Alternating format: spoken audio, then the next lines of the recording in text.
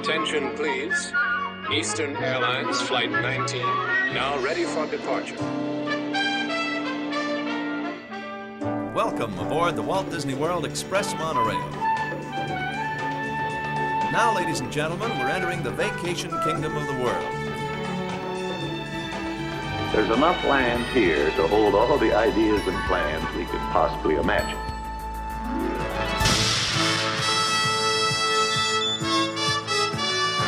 We call it EPCOT. Will be our experimental prototype city of tomorrow.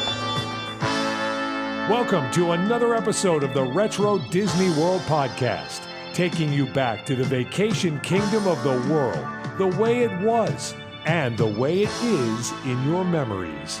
All right, welcome to another episode of the Retro Disney World Podcast. This is episode 93.5, a chat with Tad Stones. So a number of years ago, oh my goodness, dating maybe almost 6 years ago, we interviewed Tad Stones, and the edit kind of fell by the wayside and collected dust. And we wanted to get this episode out at some point, and thanks to volunteer Gary Sullivan, he was able to piece this recording back together and put together this episode. So Tad, as you'll find out, animator, which you may have heard of him before. He was also scheduled to come to Retro Magic, but unfortunately he had some family events that prevented him coming to the last Retro Magic event. And he also worked on a lot of EPCOT attractions. So we sat down with him, talked to him for a while, and I really hope you enjoy this episode, a chat with Tad Stones. Tad, welcome. I'm Todd McCartney of Retro WDW. I've got JT Kuzier. JT. Hi, Tad. How are you? Hi. Good. And Brian Miles in Philadelphia. Welcome, Tad. Hey, Brian. And Hal Bowers. He's down in Tampa, Florida. Hey. All right. Everybody wants to talk to me about what I created at Disney TV Animation with Rescue Rangers and Darkwing Duck. We're like the only people that will not ask you. Yeah. You worked on EPCOT? That's right. It's so cool. You know, in prepping for this, I was looking up something about Figment and went online to see the new Journey into Your Imagination with Figment, and I hadn't been back since it was our version because I worked on that pavilion with Tony and Barry. And that led me to some other things. I realized, the EPCOT I worked on is pretty much gone. It's blown away. Yeah, it's gone. Yeah. All my stuff I did with Ward Kimball, that's I knew that was gone though. There might be a few audio animatronic figures left that you touched, but other than that, yeah, I'm sure they're probably in the background of Pirates or something like that. Exactly. After we did a walkthrough of Spaceship Earth at E35 last October. And Hal was going through and pointing out, that's where the Egyptian was with the guy up top scraping, and carving, and that person there was somewhere else, and the girl with the afro was, them all, Hal, where they all are. I gotta say, when we were working on it, I was always shaking my head saying, if you're on vacation, why do you want to go to school? Because that was back in the day before the turnover at Disney, and the command was Mickey Mouse cannot show his nose in this place, right? Yep. Or ears. And then and every sponsor said, we can't get Mickey standing next to the logo of our pavilion that we're paying $35 million for. What? And they got this. We're trying to do this, and they had the big speech. And then Michael Eisner came in. He said, Mickey Mouse is one of the best known icons in the entire world. Why would he not be here in Epcot? And people said, whoa. And it was like, excuse me? And then they had to go back to the companies and explain what a great idea it was to have Mickey with all That's that. Right. Now, actually, it's funny you said that about Pirates because some of those figures did end up in the Pirates of the Caribbean in California. Oh, sure. Yeah. So That's funny. So Tad, how did you get the calling to come to Epcot? What year was that, and how did that occur, and where did it land you? I always have to apologize to people because I have no concept of years things happened. I always hope it's like, would somebody just research it for me? Like go through payroll. That's the least important part of Todd's question is what was the year. So don't worry about it. Yeah. So had Mark left working? We know that there are some drawings that Mark Davis did for World of Motion, but it sounds like he may have left before you. Yeah, he was started? not there when I started, and I gotta say, I don't remember anything. And in fact, I don't even know where we came in. It was Claude Coates was already on it. It was like the show designer on it, and Ward and I were coming in on it. And I don't even know where the conceit started of basically gags through history. Because one of the things I thought, and they said that's too expensive to do. I feel that the success of a ride like Pirates or any of those rides, it's because it's immersive. You go, or the Haunted Mansion, you go in and you forget you're in a park, in Florida or in Anaheim or wherever, and then you come out and the air is different and the temperature is different and you've been elsewhere. Whereas World of Motion, they're just vignettes that you're going by. Right. Mm-hmm. When I first said, well, what's going to be on the other side? Meaning, at least if you're going through time, you could be in a cave with cavemen and then come into Egypt and, there's all sorts of things you can do, but it was just more money than they had to spend. And so I knew it was going to miss. It's one of those things when you're creating a new medium like those guys did, meaning audio animatronics and those rides that they created, sometimes you don't realize what it takes, what the strong points are. It's the forest for the trees kind of thing. Right. Anyway, I don't know where that conceit was. We were going through it. I do know toward the end, suddenly Claude came in very excited to a meeting and he said, "What if everybody was in boats?" It's like, I forget now whether he did it on our ride or whether that was Energy. He always said Energy was a great pavilion if you wanted to take your neighborhood, if you wanted to take your town to a ride. The vehicles were so big, they say, technically, do they need a bathroom on these vehicles? It has 99 people sitting down.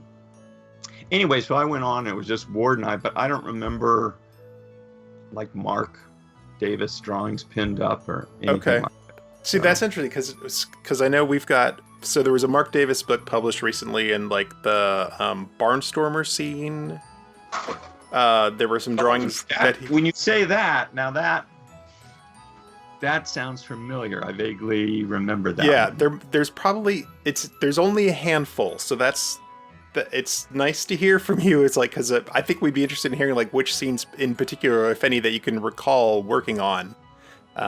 So we can kind of separate where some things came from. And even we had heard from Tom K. Morris that there were some things where Claude had just kind of opened it up at some point of like, well, who's got some ideas for some stuff? Because I don't know what the situation was. But... I gotta say, I moved off onto the Space Pavilion. You'll notice how big that is in EPCOT. Moved off of it right when we got basically the sign off on the ride. Okay. And so Ward was going on to the fun stuff. Same time when I left Imagination, it was like right when it goes to the fun stuff.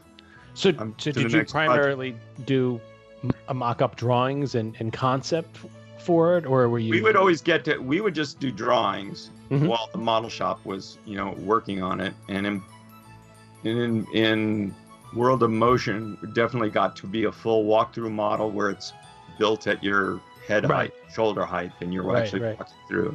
So I know we were at that stage with that one. I want to say we were there on Imagination, but actually I don't think so, because although I thought I was leaving at the fun part, it turned out the original Imagination Pavilion, not the one that you've seen, was very much a Disneyland ride. And basically when they sold it at EPCOT, it was kind of like, well, we can't do this, so it was, a lot of it was re-art directed when they brought in Walt Paragoy to do a lot of scenic design, or abstract stuff. That was the change in that pavilion. But in World of Motion, basically it was us working with the model shop. We did drawings. I assume there's drawings of mine.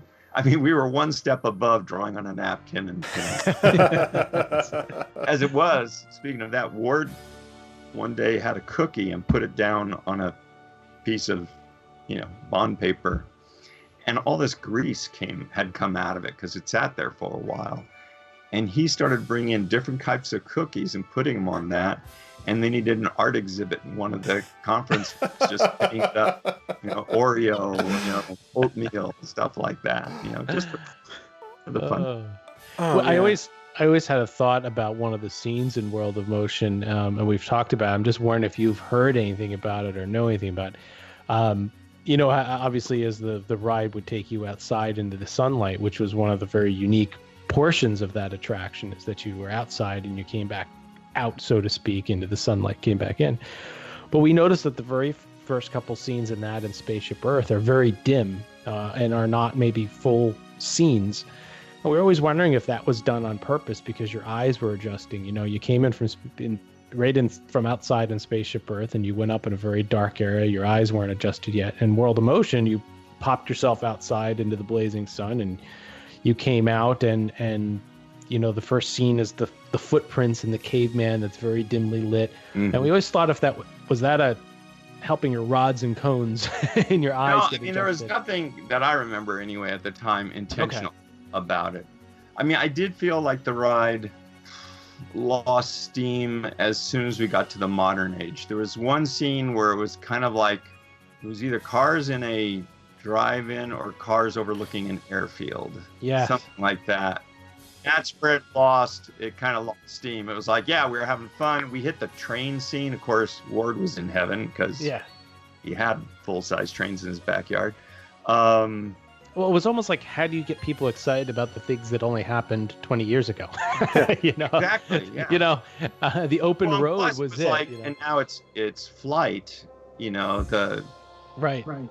Now in hindsight, it's like, what if we didn't think of it, but what if you went into a room that had some sort of flight transition and then you tilt the track, blow air in people's face and have a cloud projection going by. Right. So suddenly it's like you go from a Pirates of the Caribbean ride to soaring, you're suddenly in the air.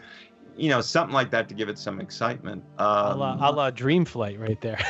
Yeah. Right so, you're absolutely right about bringing it to modern day. Ultimately it's like, it's a great, big, beautiful tomorrow. When they start talking about the future and you're saying, my computer's smaller than that on my wrist, than that, it's like trying to make recent past where you said, no, I lived in the 50s and that was not what I remember. There's a nostalgia to it. There's a quaintness to it, but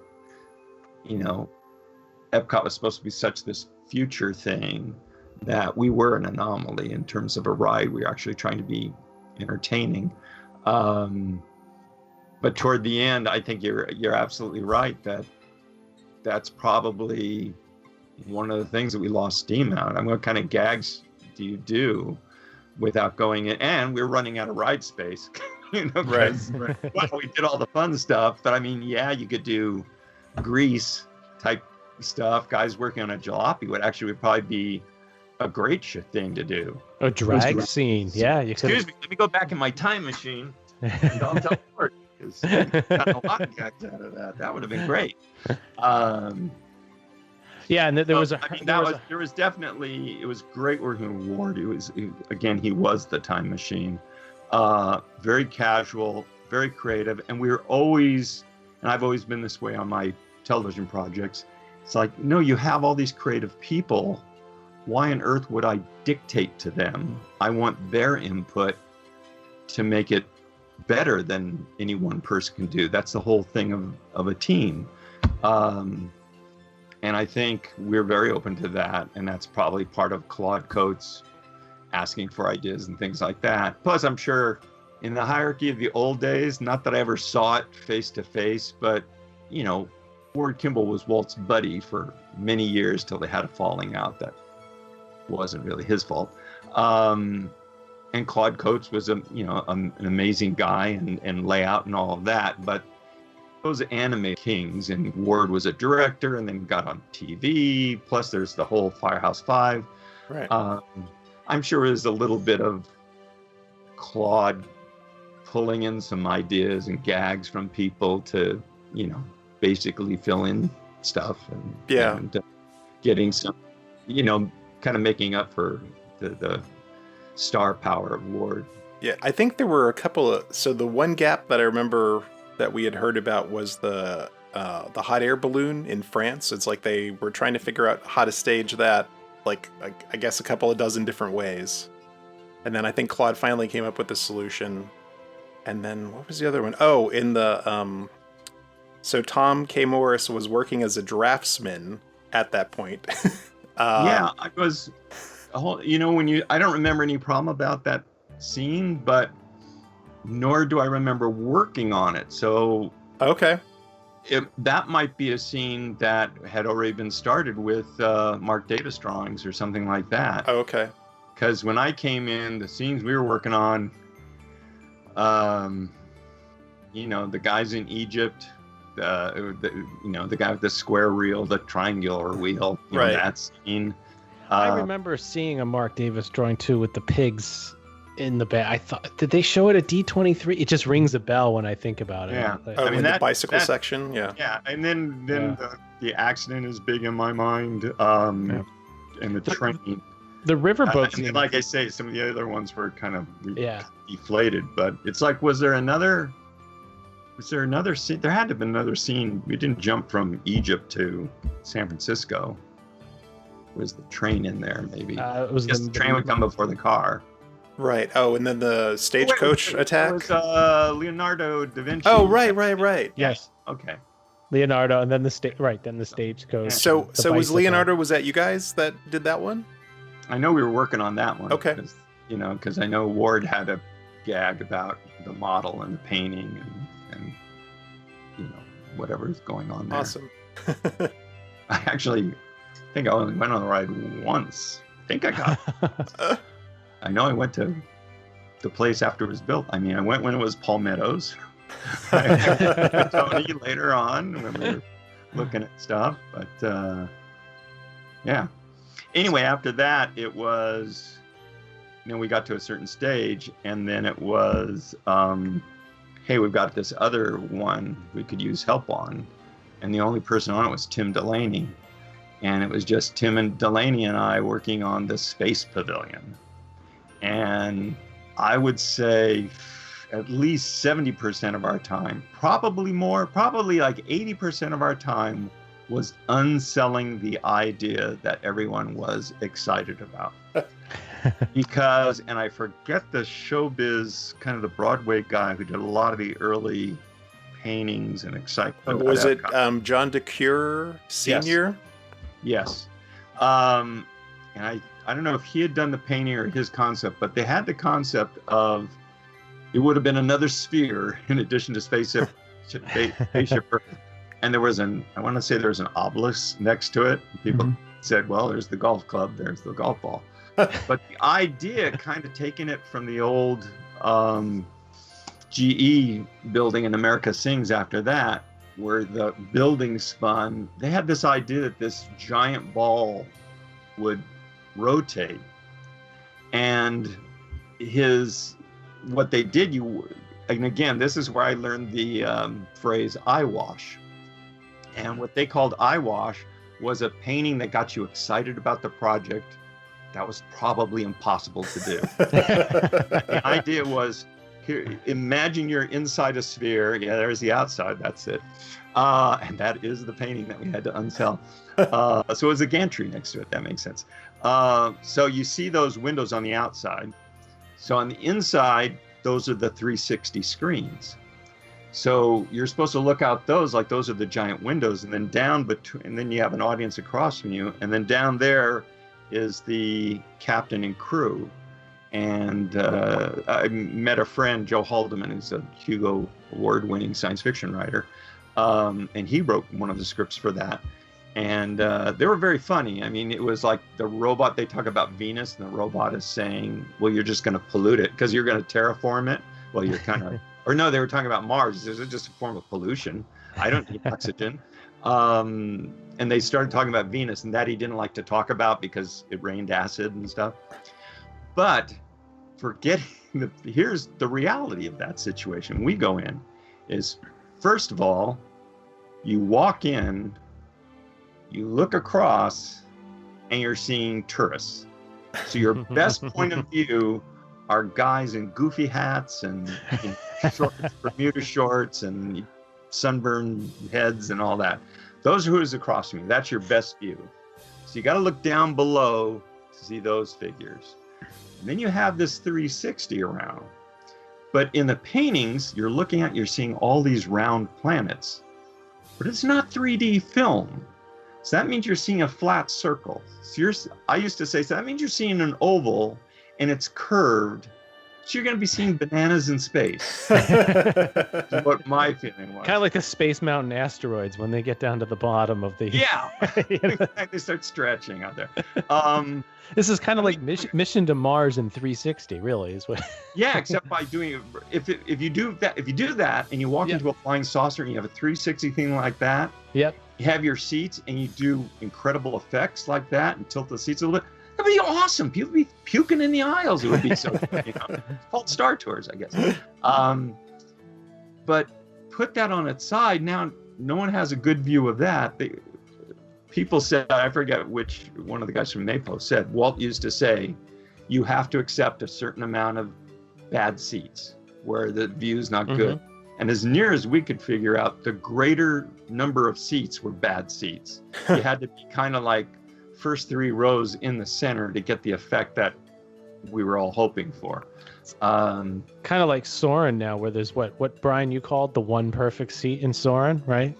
Well, yeah, now with the new screen, the digital and the curved screen, if you're not sitting in the center, if you're in either of the side carousels, the screen appears distorted. So like the Eiffel Tower slightly bent. It's in the... It's like, we're melting.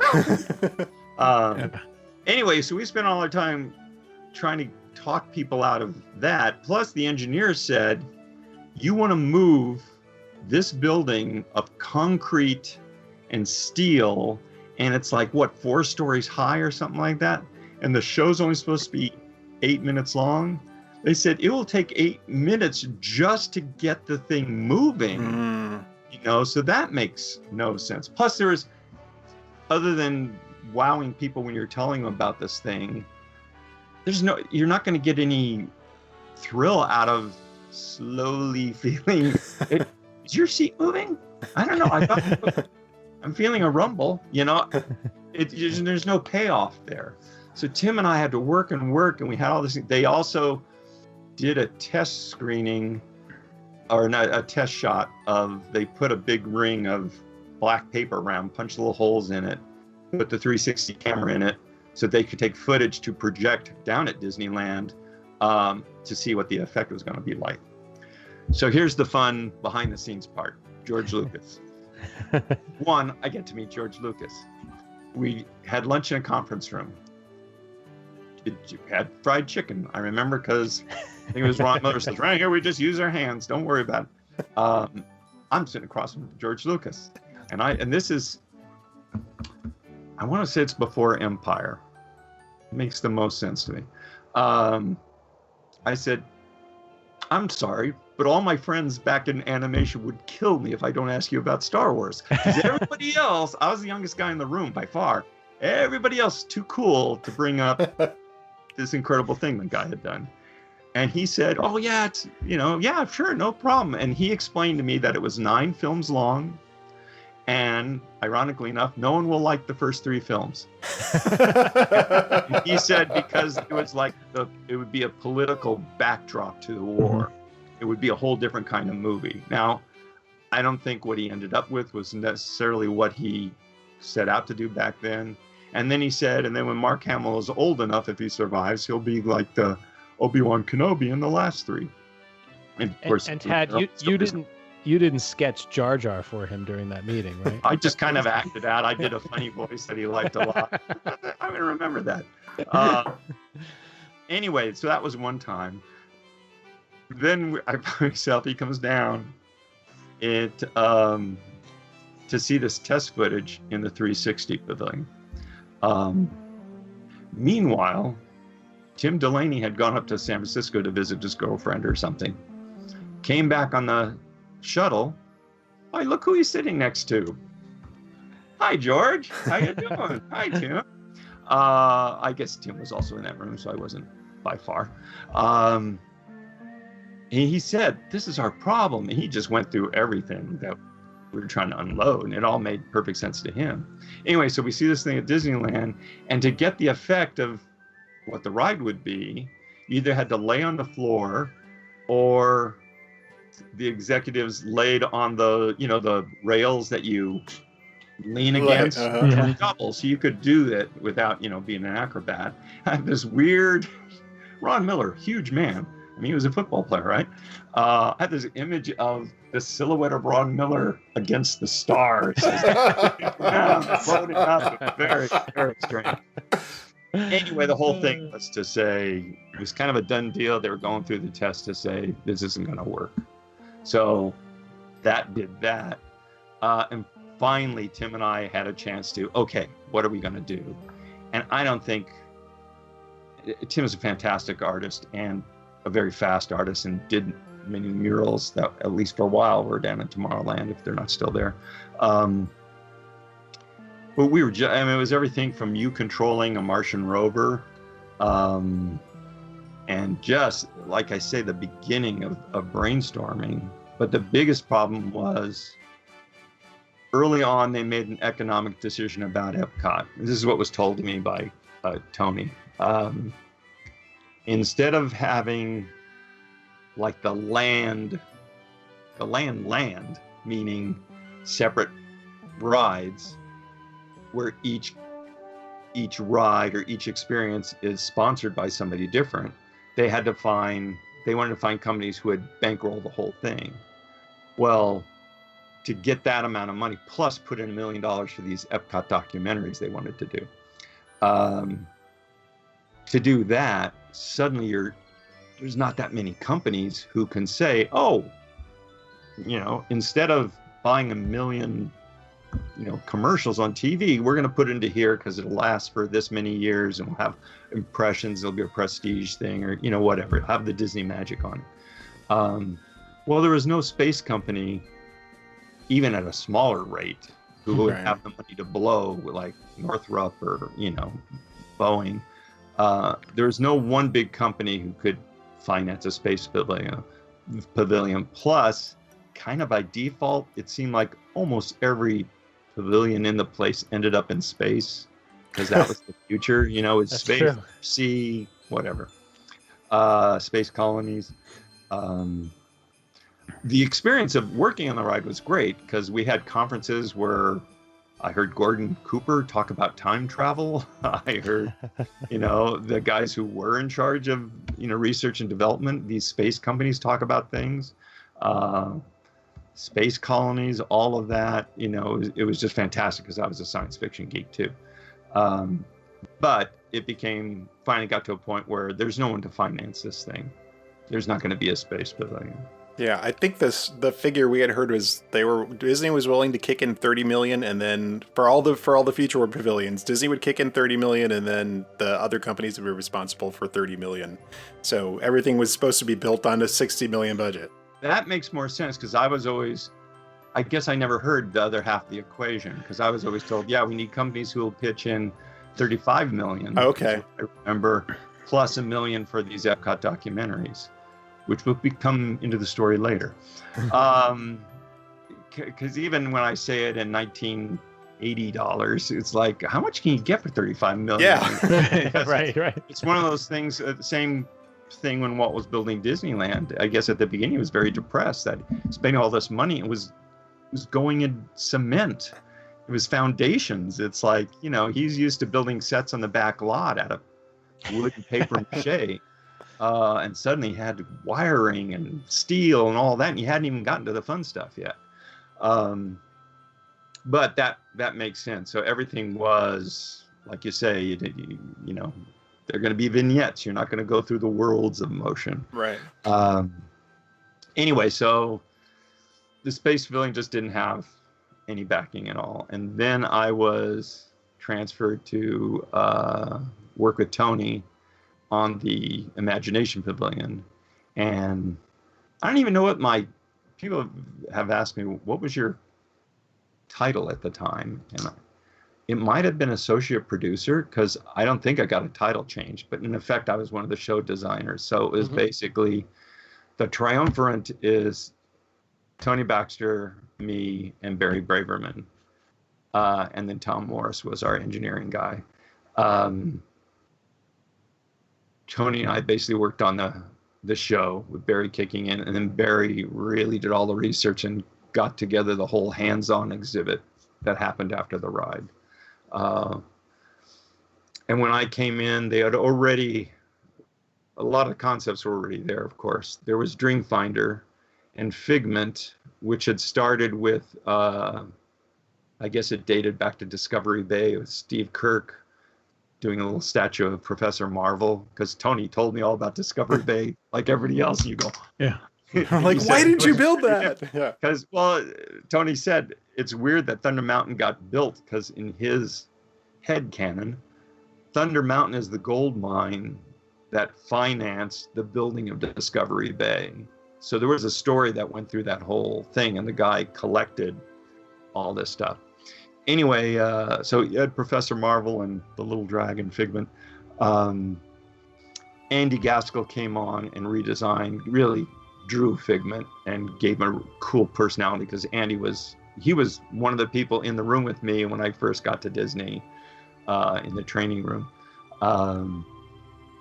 Anyway, he redesigned Figment, and then later on, did a pass. But I did see that Steve was saying that Kodak wanted to change from a green Figment to a purple. I don't remember that at all, because unless it was told to the guys when I wasn't there, we had the Sherman Brothers come in to write a song. And because I did a sculpture of Figment and painted it up and all that, and he was blue-green, not just, he was not bright green. And the line in the song is something about purple pigment. And I said, but he's not purple, and they said, well, you go for the alliteration. I said, well, it could be blue-green pigment. Same for the syllables, all that. But it suddenly, Figment turned purple. So now, maybe there's this conversation behind the scenes. Does he have to be green? Can we go with another color? And then they say, sure, and pass that on to the Sherman Brothers, and they came up with purple. I don't know. So maybe both are true. But I always, from my point of view, was the Sherman Brothers came in with a lyric, and suddenly all the paint changed. And that was such a weird, too. We, at the end of the ride, had a puppet Pigment on film that John Lovelady was the name of the puppeteer who had worked with Henson. And we had done, we did a bunch of blue screen, Figments, and in different scenarios that we did. Right, the mountain climber and Exactly. We did that on the sound stage, which was under the floor as the tank that they built for 20,000 Leagues Under the Sea. So went from giant squids to purple dragons. Yeah. I didn't realize the Henson company was involved in that at that time. It wasn't the Henson company. John had worked with those guys, had then built off from them. Gotcha. To come over to the kind of the puppeteer connection. So Gotcha. This is some of the most loved Figment shots, I think, too. Yeah. Most memorable. It's weird. When I saw the footage of the new, I guess it's gone now, but or maybe it's still there, whatever, the Journey into Imagination with Figment, it was like, it's not the best CG either. It's like, can somebody throw a few bucks there now that the audience is used to seeing? It's better than what was there, but before it. So because the interim. It's better now. He can move around with Eric Idle, but well, the kind of upgrade. The middle one was by far the worst. What did that last, Brian? A year? And a half? Well, they don't do anything that fast at Imagineering. The second version opened in '99. And Eisner had them close it and redo it. The next one opened in 2003, I think. The version that's there now. So where they took little bits of what was the second. If you ever see the second version, I mean, is it now when he had them close it? Was that because the guests complained or asked about it or something? So the stories. I mean, the short version is they closed World of Motion first. That was the first Future World attraction they closed to become Test Track. which took them forever to open. And then Horizons was on the chopping block. And then the issue with Imagination, allegedly, was the building, the turntable and the ride system was getting more and more expensive to fix and keep running. And they just decided, oh, well, it's 15 years. It's due for a refresh like the rest of Future World was getting. And so they went in, but they took the Dreamfinder out. They took Figment out. They took a lot of track out, too. Yeah, they removed... That track really frustrated Tony Baxter because he came up with... it's the same thing when they were doing Thunder Mountain. They brought out the original buzzards from the Mineral King train and all that. And those things, Tony said, you open them up and there's these masterpieces of gears and stuff like it. Even though they go through all these subtle motions, it's just clockwork. So basically you set them down, plug them in, they work. Yeah. But so we thought, oh, we can save all this money and all that. But no, they had to be re-engineered with hydraulics and all of that so they could break down as much as everything else. But Tony had the idea for the ride system you have this turntable with Dreamfinder on it that's going to turn. So the idea of think of it as a bike chain that you engage, he then moves with you, telling you that part of the story. And that central wheel could be your drive for the entire ride. That could be just a chain system. And it was one of those things, go with the simple idea, and then if it ever breaks, you know that, oh, we broke a link, put in a new link, boom, we're up and going again. But it was, too low tech for the room, kind of thing. So, but it's just funny that they had problems with that thing because, he had this kind of pure thing. One of the ways Tony got a job at Disney originally, he had done a roller coaster that Ron Miller bought, actually, just a tabletop thing. And it was all, you dropped a marble on it and went through. And it was all run by gravity and all that, but yet it goes through this complex thing. Later on, all the glue melted, stuff like that, kind of collapsing. It wasn't meant for the ages, but anyway, so the three of us worked on that, went down there. Tom Morris was right in the center of things too.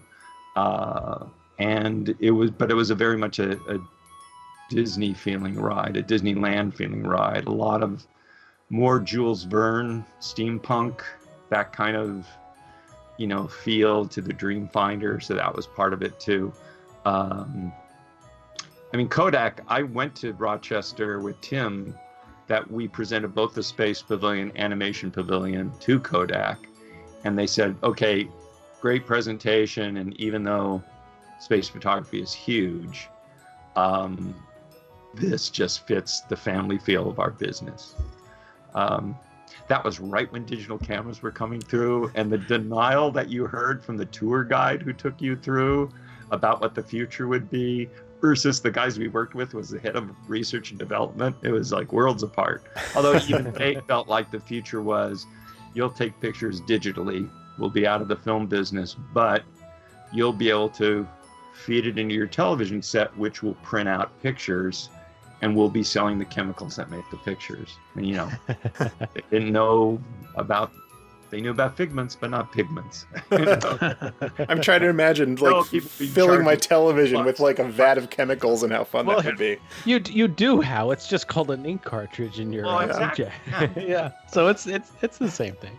Well, it was funny hearing them that these guys really see more of the future. But it's, you think you can see the future. I talked about meeting all these luminaries of the space industry and research. They split us up into two groups. I was in the group that was actually more nuts and bolts, and the other was more, I forget the guy's name because space colonies were named after him, but he was the one who first proposed the idea of L5 space colonies. Yeah. I'm trying to remember that guy's name. Anyway, I was warned at lunchtime that you're talking too much, which is always the problem with me. but it's because I was asking questions. And what they were trying to do is you get these brains together and you let them, through their expertise, create the timeline of the future.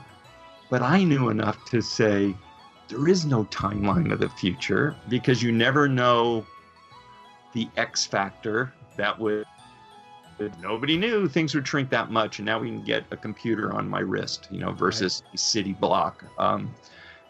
It's that kind of stuff. But, so I quieted down, but it was like, here they brought these people together. There was no agreement at all, because nuts and bolts guys had gone one way in robotic exploration, and these guys had people living in space.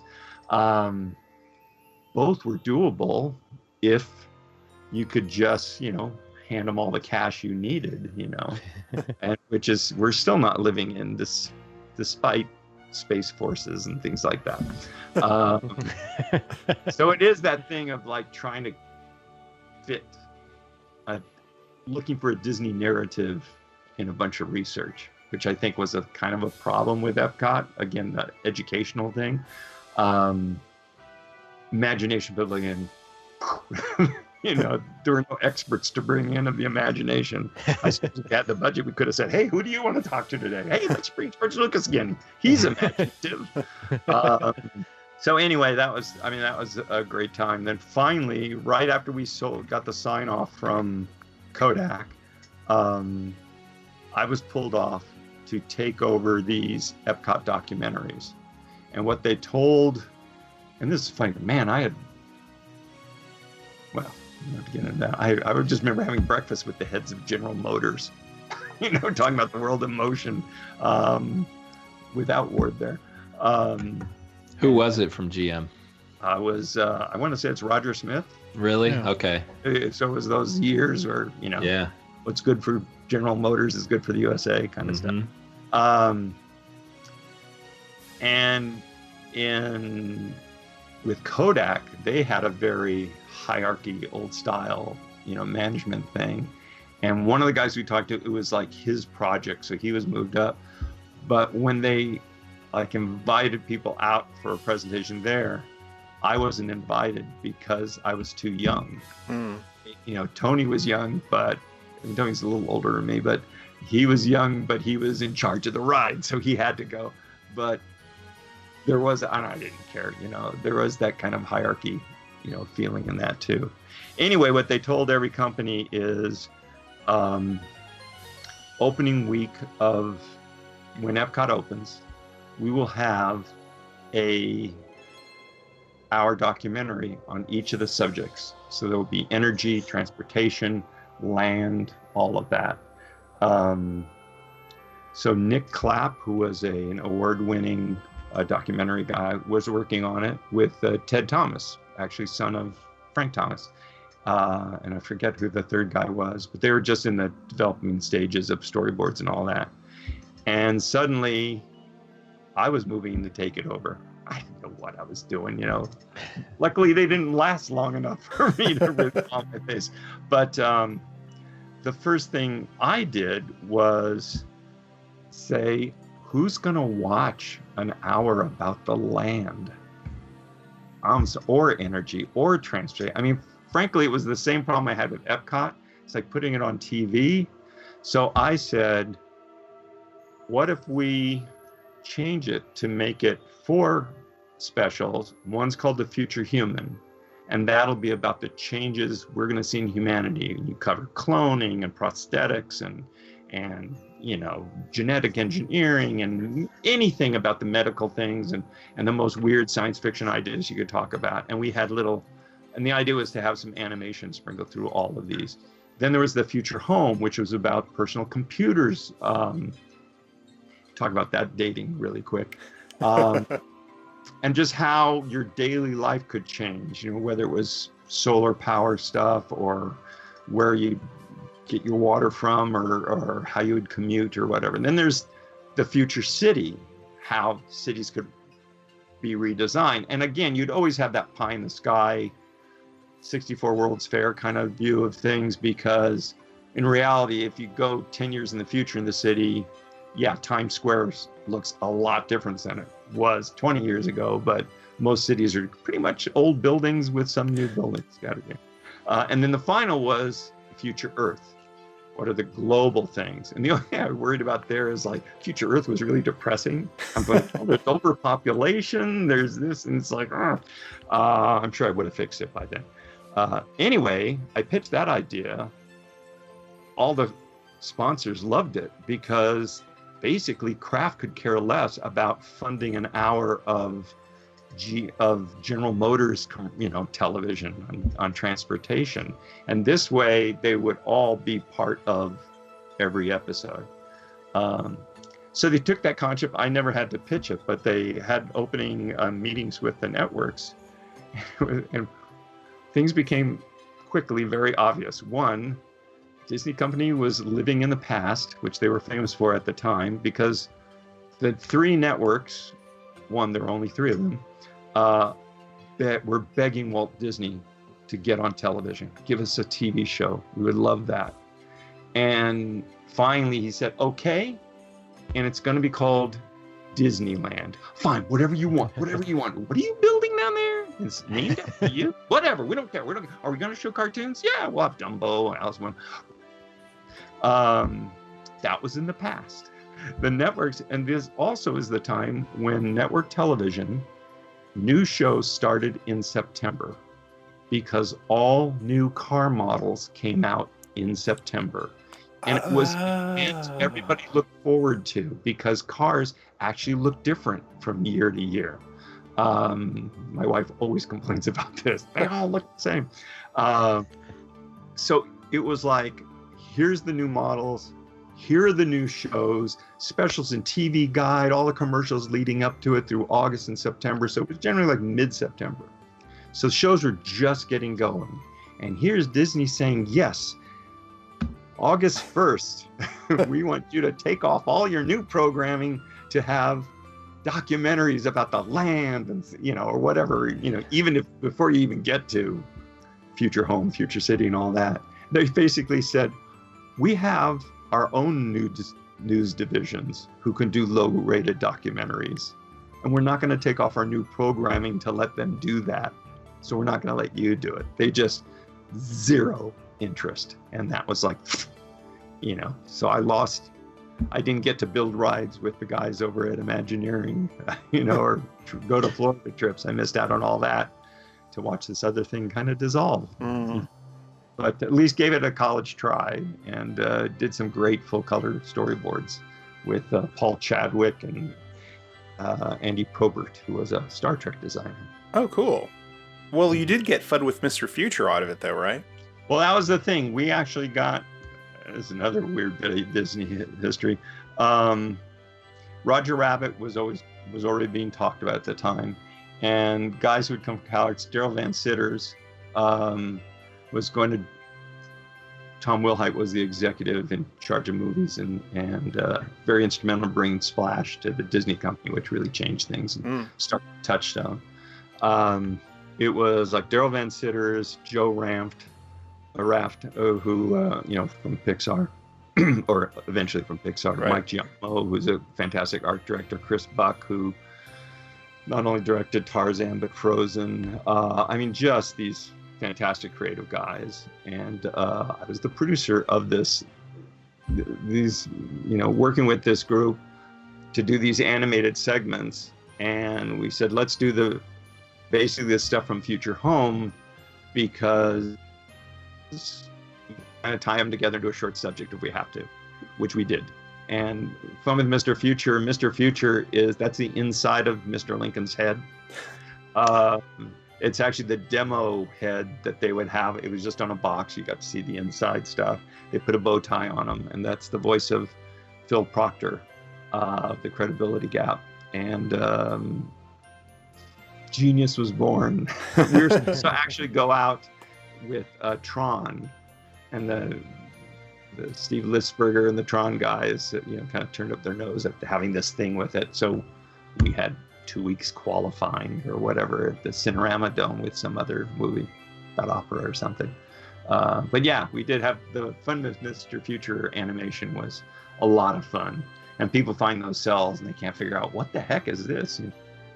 See, and I think you guys actually, you might have been on the forefront of that sort of bringing back the 1950s like style into the 1980s, which then ended up, blowing out in the 1990s. So Yeah, I mean, a lot of that was, remember, these were almost all those guys in the group had gone through Cal Arts, and they were being taught by the guys, these Teehee and Codcoats and all these guys who really are Disney in the heyday, and then through the 50s when Mary Blair was Queen of the World and Ward Kimball's experimental stuff, and they were all inspired by that sort of thing, and that quick timing that drove Don Bluth crazy because he hated that stuff, and all the new guys, Brad Bird, loved that stuff.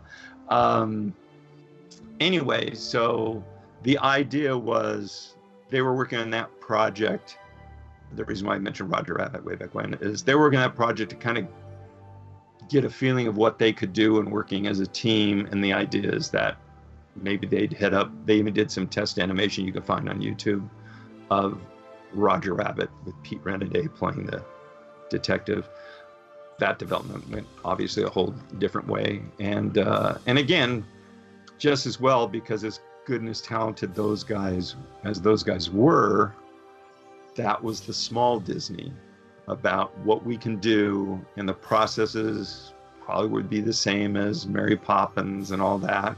And instead of saying, let's sell the reality by doing this incredibly crazy physical rig to make a faucet turn on and bend or whatever it had to do, it was like, well, let's just stage it a different way so we don't have to do that. That was just kind of the mentality of the thing, because that's what a Hollywood studio did. So good for Roger Rabbit that went on. Daryl left and created Renegade Studios, which has done all sorts of animation stuff. And the other guys went on to direct features. Joe went up to be basically head of a story up at Pixar, and the heart of Pixar, I think, for until he died.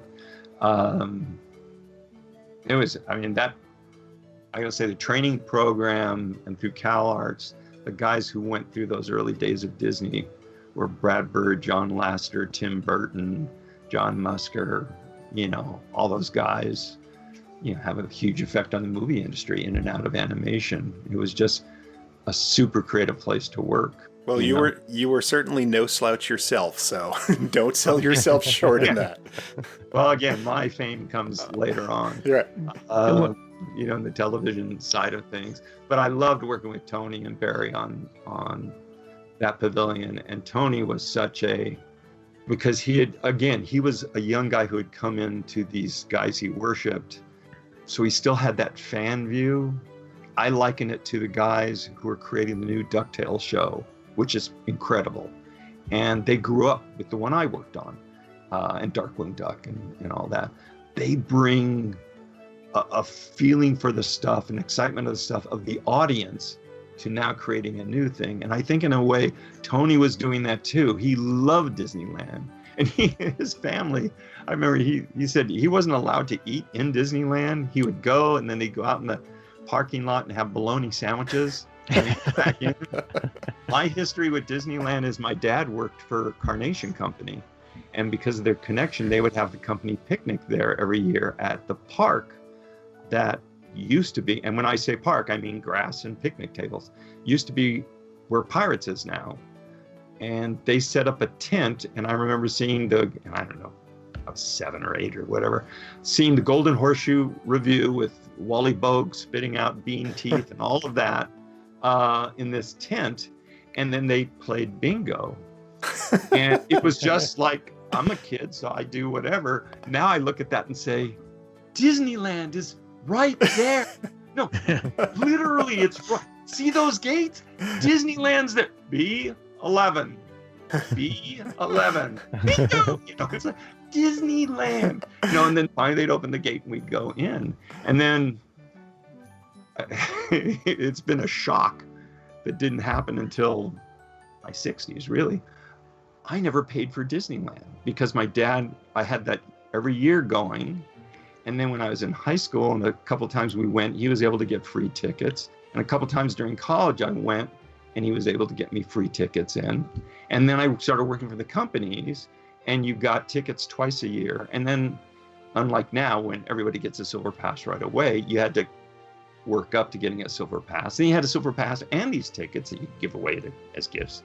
I was at Disney for 30 years, and then they asked me to check out the door from the other side.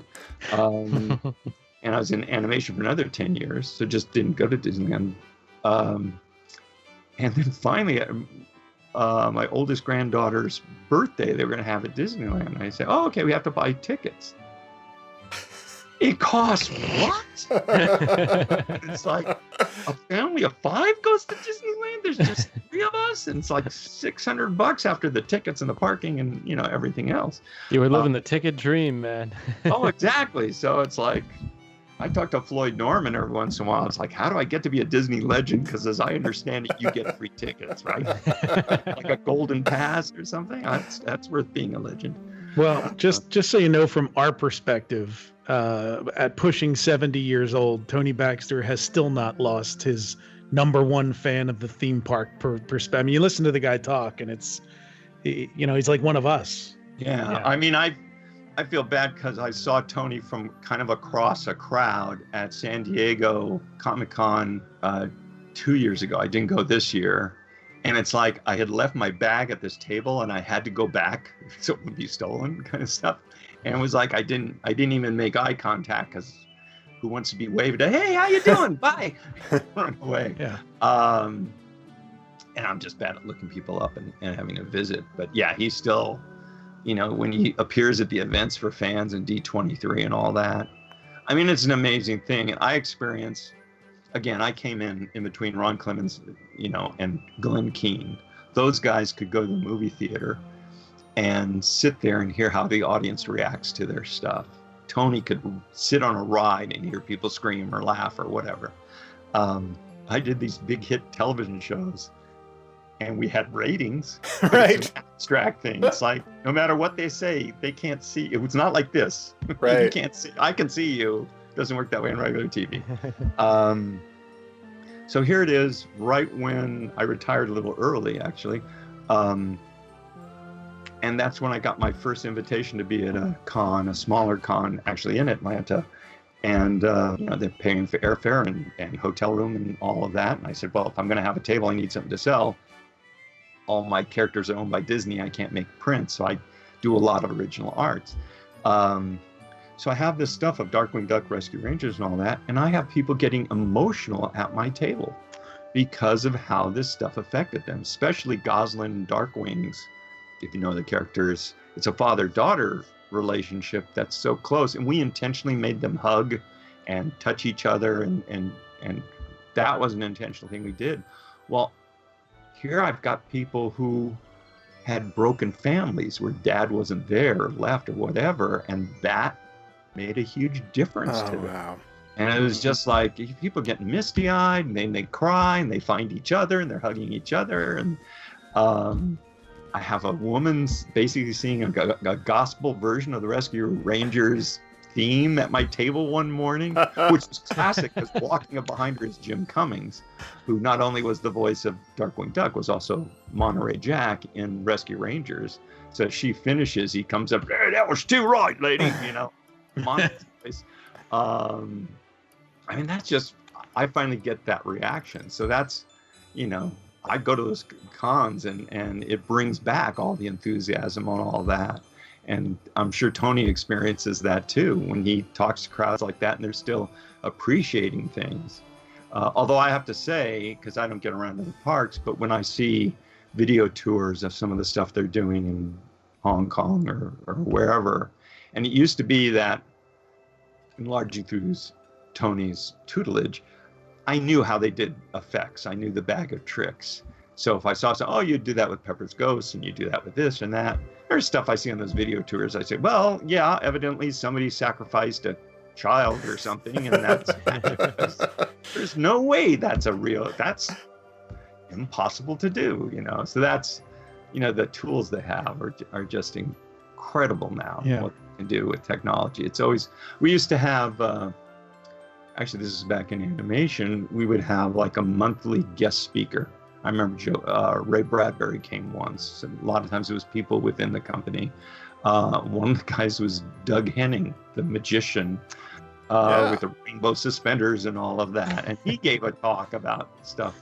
And it is that an illusion you're doing. When I saw the segment of the ride, which I thought was great, of the Figment's journey, where here's a butterfly or something in a cage, and as you pass by, it just disappears. It's like, yes, there could have been more of that, throughout the ride. That's just trying to stay. And talking to Doug, he says, oh yeah, you always try to learn the latest technology, because there's that point, it's the Arthur C. Clarke thing. Technology sufficiently advanced looks like magic. Well, even just a little bit advanced, if people don't know about it, can work for you. And he says, yeah, we're dealing with this mirror that or this glass, you put a charge through it, it goes opaque. We don't know what we can do with it yet, but we're thinking about it. And that's what, Imagineering. I was there when the guys, they brought in all these laser experts, and they did the first full color hologram of Mickey. And what it was is they used a blue, green, and yellow or red. They had used like 3 different colored lasers to basically be like Technicolor film, creating this, this 3D image, which was literally, this image that you could put your hand through and all of that. If you put it in a ride, it'd probably blast your retinas out. But, but they did the research. It was awesome. I ask one question to everybody we have who was at Imagineering or Disney at that time. Do you have a Dick Nunis story for us?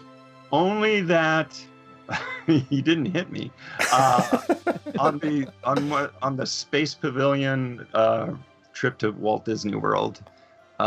We did stuff in the evening that the wives were invited to, and we're in a tram, and I'm talking to somebody, and I'm telling some story of the first day at Disneyland, and I got it totally backwards. I forget what it was. It wasn't about melting shoes and asphalt. It was something about how they expect certain kind of crowds, and instead they got this, and whatever it was, I got it totally backwards.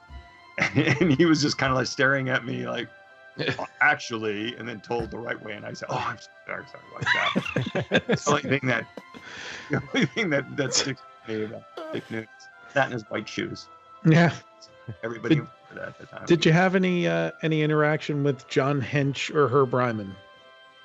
Not Herb. I met him a couple of times, but John Hench was, he and Marty Sklar were the guys who had come in and we presented to.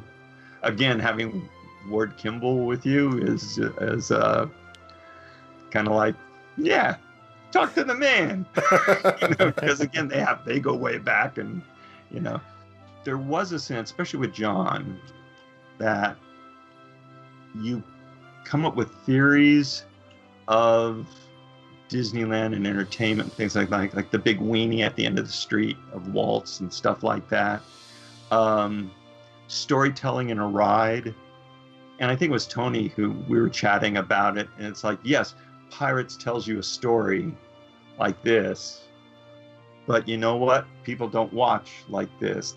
They go in there and they go, whoa, like this. Yeah, there's a mayor being dunked in a well, and it's like, it may take you 3 times to figure out, no, it's his wife up there, and she doesn't want him to give the secrets away and stuff like that.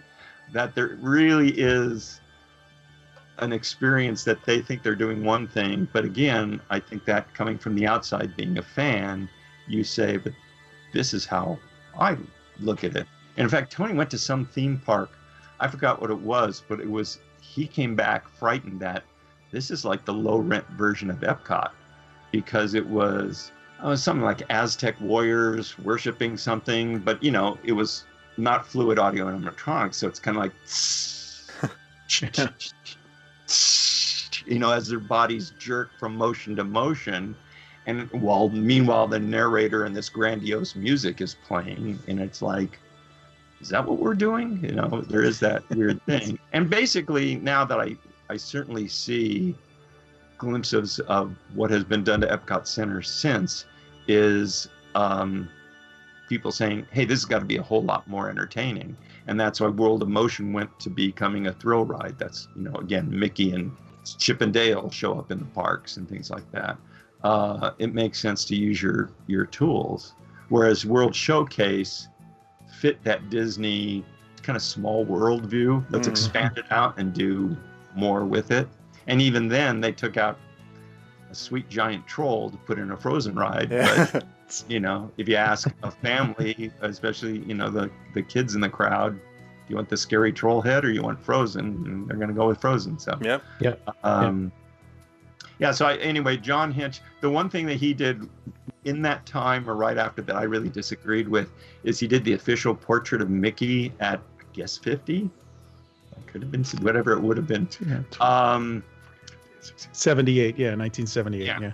And then, and he talked about how he kind of used lighting to suggest gray hair. And that just, as an animator, just ticked me off. Because it's like, the mouse doesn't age. Know true, how old Mickey is by the situation you put him in.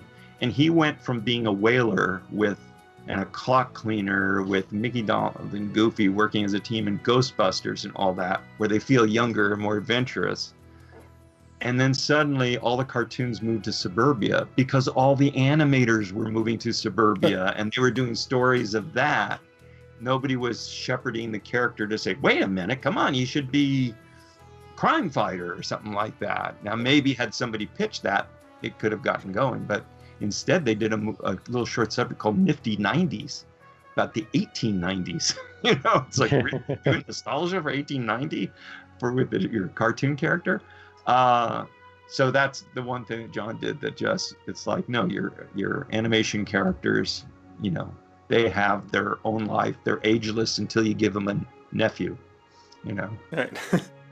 So one last question for you. Did you work with Les Scalota at all? He's on our other list to talk to, and I think he may have worked more closely with Tom Morris. I'm not sure if you worked with him at all in World of Motion. No, that would have been later. I mean, Tom was mostly, I always thought of him as our engineering guy, but he was mostly doing drafting work and stuff like that. But I hung out with Tom a lot, and cool. He was part of, we were the Three Musketeers. I'm sure it was Three Musketeers. Maybe it was D'Artagnan. I don't know. Anything else from you? Gosh, I'm trying to think if there's any. I mean, so I just want to touch on one point. Even though the sets didn't extend everywhere inside of World of Motion, I think you really did manage to still capture that Pirates of the Caribbean feel. It's like you go into a room like the test driving the new models, and there's zebras and camels and ostriches. There's tons of stuff. About that. Okay, There was tons of stuff to look at. I mean, there was the riverboat one, right, with the bales of hay over the top. That was awesome too. It just extended beyond your eyes. The riverboat. I said, didn't we do a riverboat scene? Was that was that Catfish Bend or some? Yep. Something we did in features. Yeah, I guess the main thing is if you're interested enough, if you give people enough to look at, that's what they look at. Right. So they don't realize that it's empty behind them. Yeah, even going into the traffic jam scene, there was a trolley car on the right-hand side as you came in with some people in it and the driver there, which kind of sets you up. So there was always a little something.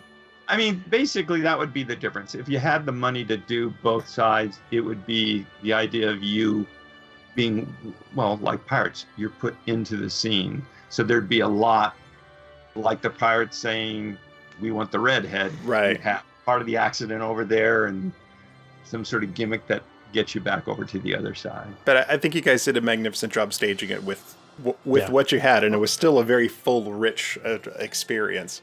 It's great talking to you guys because, like I say, the ostrich and zebras, yeah. And it's funny, and again, it's how many years ago, but because of that conversation with Blaine, the only actual drawing I remember doing is the blacksmith because there was a whole discussion with Blaine Gibson. That was a great gag because like not only did you have the blacksmith, then you had the horse reacting, which also was very big, but realistic. It's like that was a really great story. I appreciate that because that was neat to hear him say that he enjoyed extending himself a little bit because Mark Davis was so like, no, it's got to be exactly like this, right. which is everything we've always heard about Mark Davis. So there is one story where I almost gave Blaine a heart attack, I think, because we went to, into the sculpture room and you've got not only what he's working on, but all these plaster heads of pirates and presidents. That he showed Ward that just for fun, he had sculpted the characters of Toot Whistle Plunk and Boom. Now, those are really flat, UPA-like flat characters. And the fact that he turned them 3D, I was blown away. I just thought that was amazing. And meanwhile, I'm thinking, what we're doing is kind of, and I kind of said, we should redo the ride like this. And I mean, Blaine goes, but basically he survived that conversation because we were way apart. That's very akin to Claude Coates announcing that maybe it was the Energy Pavilion. We're going to make them all boats. It's like the Jungle Cruise going through the Energy ride. That would be great. I guess I should ask one last thing, and are you enjoying your retirement?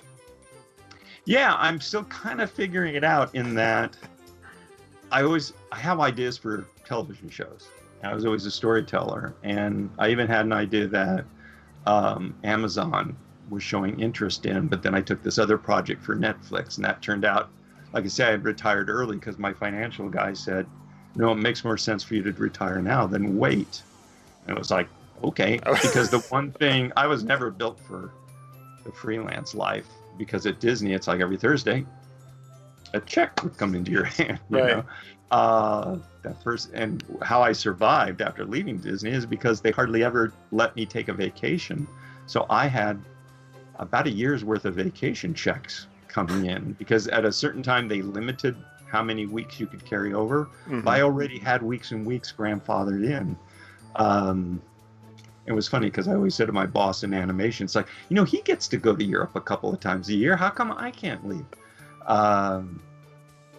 Anyway, I had story ideas I would pitch shows, but if you're a great storyboard guy, you're going to work all the time until you retire because your art, your craft is always needed. When you're a showrunner, when you're at the top, it's harder because one, there's fewer of those jobs, and there's new guys coming up with much new ideas or fresher ideas. And even if I'm sure I'm capable of doing a very entertaining show that people would love. I talk to the new DuckTales guys all the time, and I'm in awe at how they approach things and how they think about things, how they've looked at characters I created and found something about their core that was 100% accurate, but I never thought of them that way. I always thought of it in a different way, and they get whole storylines out of that. Yeah. So at one point, I was just doing scripts. At one point, because the job was there, I worked on Bob's Burgers and storyboarded on like the first 3 seasons. And it drove me crazy. At least during that, I did a pilot for Disney, which was produced by the same company that does Bob's Burgers.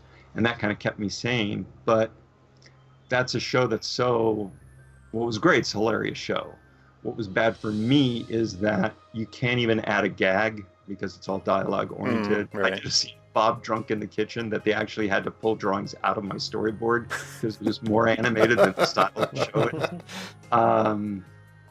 Anyway, I got to end up, I did a show at, it was a flash show, so the animation, although there's a bunch of 2D animation done for it. But I did it for Netflix. It's called Kulapari Army of Frogs.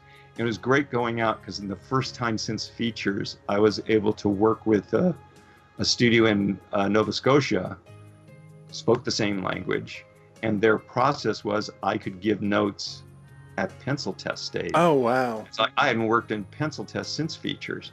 And they were so great and they were so enthusiastic and the working relationship was so great. It was the closest thing as being back at features. So that was a great way to go out. I mean, it wasn't, again, it was flash animation, so the end result, left a lot to be desired, and yet the effects department more than made up for it, the things we were able to pull off.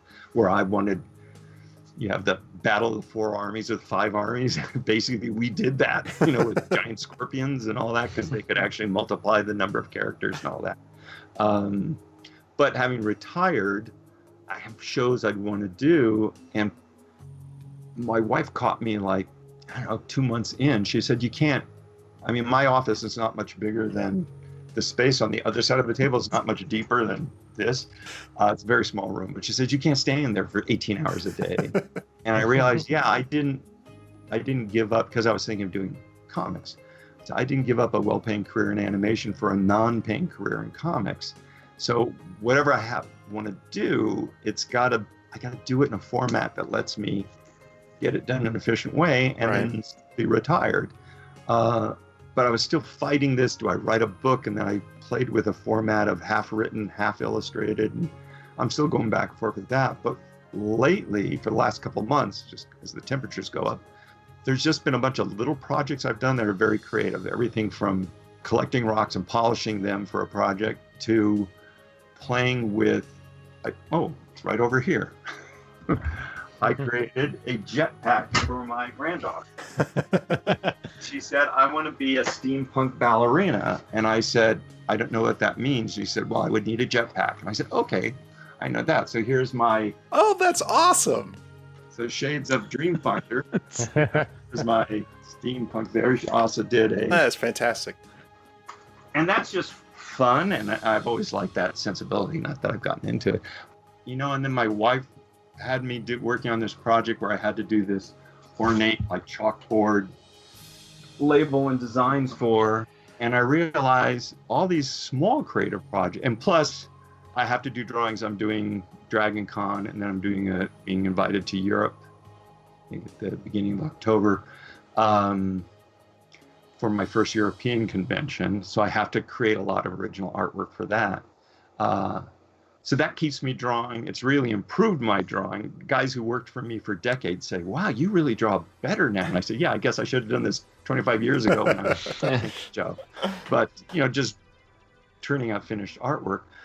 And doing these smaller projects has really been fun. And even though the only problem is I have those characters alive in my mind, and it's like kind of saying, when can we come out to play? So I can't imagine you can just turn that off after, you've been doing it for so long. Because it's like, I'm well past, because again, in my mind, it's a series. So I'm well past the place where I would have hired 80 people to turn it into a 65 episode show. Again, I was working on the idea, well, this much could be a first graphic novel. It would be a huge thing. But then I realized, what if it's success? Then people want another one. And I would want to do another one, but that's like work. So again, I'm still struggling. I may end up, if I get it to a point, I wrote like 7 chapters of it, where it goes from prose to then you'll heavily illustrate it, and then you'll turn the page and there'll be 4 pages of just comics, but carrying on the story. Somebody will ask a question in prose, it'll be answered in the comic. Because it's a sight gag, because that's how I think. Right. And now I've thought, so I was letting me do both. It's still a lot of work. So I thought, I wrote in my present tense, which you usually don't do in novels, but it helped going in and out of the comic. And finally, the last time, again, I had all these other projects to do. But I thought, what if I just write a regular book? Then I can put in X amount of hours per day, get up early, do that, and then illustrate whatever feels like fun. It's kind of where I am mentally, but I haven't gotten back to that. And now I'm still, there's a long answer. When you see how is retirement, it's like, well, it's fun because the thing I was never built for, I never finished the sentence, is that freelance thing where there isn't a check at the end of the day. Well, I don't have to worry about the check. And the glorious thing is I don't have to worry about searching for my next job while I'm at the busiest part of my last job. Because I dealt with that as a producer. I was working with storyboard guys, and this is even when I was at Disney TV Animation, because as the new show started out, they would pick from your crew the best guys because they needed to start their show out strong. And so you're trying to finish up the show with a big bang, and here your top guys are being pulled away. Now things are run in a way. Yeah. But what was great about those days is we had term contracts, not show contracts. So if they had an idea, Greg Wiseman called me in to talk about gargoyles, just to brainstorm. I made a comment that totally turned his head around, which led to this great show that it is. It was just a random comic by me. The same thing was done in a brainstorming session with a guy Dwayne Capizzi, who was going to be a story editor on my show, made a comment that turned me around on Darkwing Duck and had sent me in a whole different direction. Yeah. So it's that the idea of working on a lot of different projects was always thrilling to me. That's and cool. It's like my job changed while I was at Disney every year and a half, because I was an in-betweener and then story guy and then Imagineer and then documentary maker and then television consultant and back to features. And then when I hit television, my show changed every year and a half, 2 years, and that suited me fine. So I'm kind of approaching retirement, I guess, in a similar way. So cool.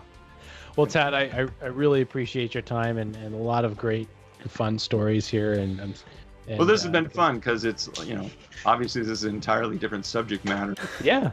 Than I'm used to talking about. That's right. Thank you for your time so much. Thank you very much, Tad. Appreciate it.